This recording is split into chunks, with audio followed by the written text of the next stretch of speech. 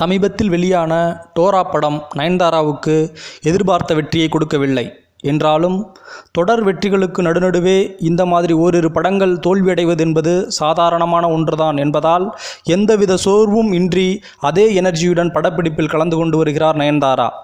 அந்த வகையில் அறம், இமைக்கா நொடிகள் படங்களில் நடித்து முடித்துவிட்ட நயன்தாரா, கொலையுதிர் காலம், வேலைக்காரன் என பல படங்களில் பிஸியாக நடித்து கொண்டிருக்கிறார்.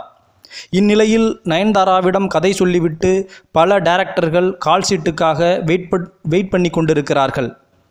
அந்த வகையில் ஒரு கல்லூரியின் கதை மாத்தியோசி, அழகன் அழகி, வண்ணாஜிகினா உள்ளிட்ட பல படங்களை இயக்கிய நந்தா பெரியசாமியும் நயன்தாராவிடம் ஒரு கதை சொல்லி ஓகே பண்ணி வைத்திருக்கிறார்.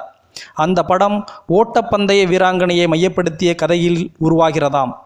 இந்த படத்தில் நடிப்பதற்கு முன்பு ஒரு கோச்சிடம் முறையான பயிற்சி எடுத்து ரியல் ஓட்டப்பந்தய வீராங்கனையாக தன்னை மாற்றிக்கொண்டு களம் இறங்குகிறாராம் நயன்தாரா.